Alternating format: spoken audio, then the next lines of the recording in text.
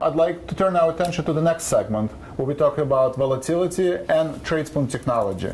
As I said in our first segment, volatility has been moving to the upside and downside since the beginning of this year. We saw a lot of sector rotation last week.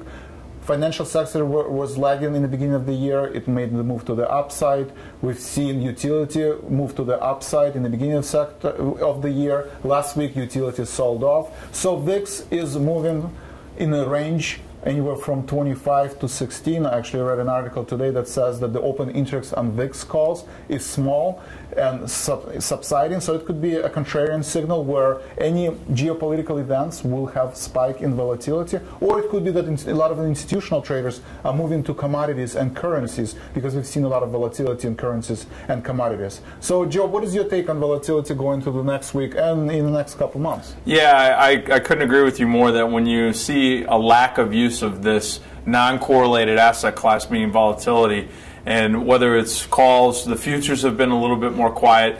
At the end of the day, right now, looking at the correlation chart of VXX, which measures, that's the ETF that tracks volatility, you're seeing that right now it's on the low end and it's of its correlation curve as far as the current price, and you're seeing a predicted price that's getting on the top end of your range. As a matter of fact, you could see the support resistance for the next 10 days, and that's, you put buy, sell, I use support and resistance, and those are right now with the VXX right around 34, and with resistance kicking in on your predictive analysis of around 38. This is pretty impressive, and that's a pretty significant pop as far as volatility is concerned. People are going to have to get ready for that in the upcoming weeks, and I think just the lack of conviction of how people want to trade this is represented in the volume in the VIX options and the VIX futures. So we're going to keep a close eye on that, as well as use it to our advantage, because this is an opportunity as a premium seller to take advantage of selling short front month premium, whether it's in February or going into the March expiration cycle. I'd be very careful about looking at any further out than that as far as selling a lot of premium.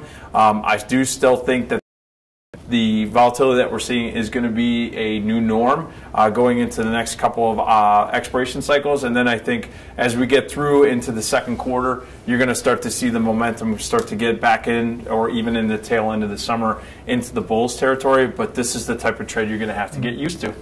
Thank you, Joe, for that insight, and thank you, everybody, for being part of Tradespoon Live TV. I want to conclude this segment actually with the chart that you can see on your screen. It's interesting to see that our 20-day forecast, 30-day, and 40 days forecast is mixed based on our predictive analytics, and you can see it in your right-hand corner. And what it actually means is that there's very little certainty right now in the market, and market is trading in a range-bound fashion. So if you try to predict where oil is going to be tomorrow in the next 10 days, it's kind of it's very hard to do this. The oil can go down or oil can go up. Same with S&P. S&P can make a move 4% up or 4% down. So everybody is kind of convinced that, at least for the short term, we are going to be in a range-bound trading, and you have to be trading small and trading often to make sure that you're not trying to predict or take a side of where the market is going to be, but you are ready for the expansion of the level.